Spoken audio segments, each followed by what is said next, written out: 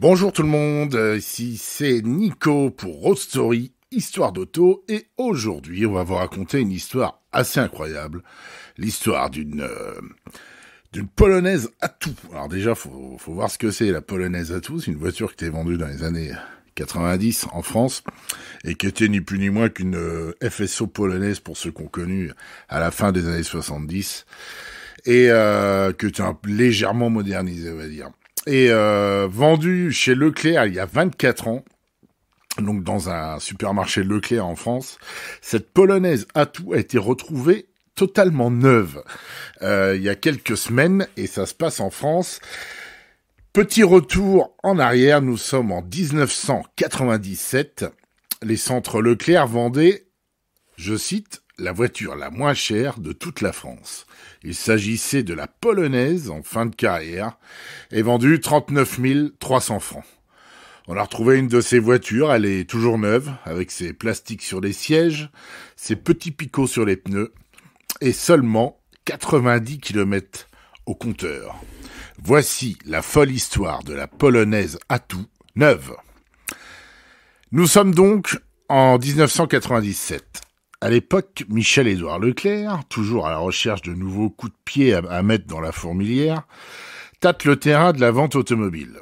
Vendre des voitures neuves dans un supermarché, une idée saugrenue? Pas tant que ça. La personne qui vous lit ces lignes a d'ailleurs commencé sa carrière professionnelle en vendant des Skoda devant les caisses du Carrefour Côte-d'Enac à Caen. À l'époque, il n'était pas rare en effet qu'un concessionnaire local loue le stratégique emplacement de sortie de caisse pour exposer et si possible vendre une quelconque merguez, souvent issue des productions des pays de l'Est.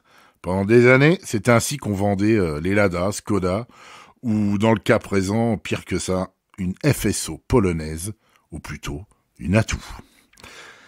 Mais dans ce cas précis, la voiture n'est pas proposée par un concessionnaire qui loue l'emplacement, mais directement par Leclerc. La polonaise Atou, avait intégré le catalogue Leclerc au milieu des lessives, des conserves et du reste. On ignore combien de temps durera l'expérience et combien d'Atou seront vendus, mais si ça avait marché, ça se saurait. On en aurait entendu parler. Ce que l'on sait, c'est qu'il y en a eu au moins une. La légende, lue sur le site polonais moto.pl, dit que cette voiture a été achetée par une mère à sa fille en France pour ses 18 ans.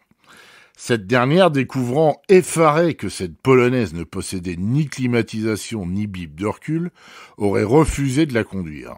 Depuis, la voiture a été remisée dans un garage quelque part en France, sans que personne ne la conduise.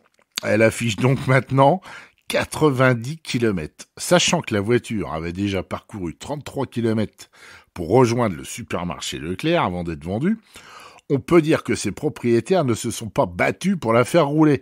Dire que dans son pays d'origine, on la faisait gagner à la roue de la fortune. D'ailleurs, vous verrez sur road-story.com, dans l'article, il y a plein de photos de la voiture qui est comme neuve. Elle a encore ses, comme je disais, les plastiques sur les sièges, mais elle a même encore sa petite étiquette Leclerc, voiture la moins chère de France, c'est assez marrant. Et vous verrez aussi une vidéo que j'ai mis avec une FSO à vendre à gagner,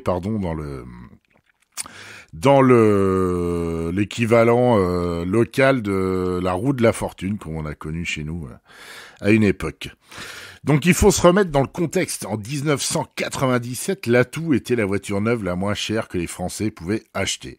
Avec un tarif de 33 300 €, la polonaise s'est changée contre 3 mois de salaire environ. Mais en 1997, cette voiture était déjà définitivement has-been. Même comparée à une Lada Samara, elle semblait venir d'un autre siècle. Malgré un ultime replâtrage, un nouveau nom et des méthodes de vente originales, le sort de la polonaise était déjà scellé en France. L'arrivée des Coréennes en 1992 avec Daewoo et Hyundai ne faisant qu'accélérer sa chute.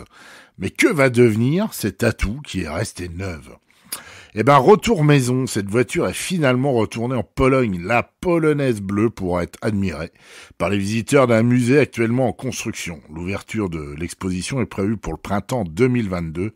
On sait que ce musée a déjà fait l'acquisition d'autres capsules temporelles de ce genre, avec notamment une Fiat 126P ou encore des Mazda 323 ou 626 9. Un choix de modèles assez original à suivre et peut-être à visiter un jour si on a le droit encore de se déplacer en 2022 pour aller voir des musées à l'étranger. Merci de nous lire. Vous pouvez retrouver, bien entendu, cet article sur Histo Auto ou vous pouvez rentrer aussi par road-story.com et vous verrez les photos de cette magnifique polonaise neuve.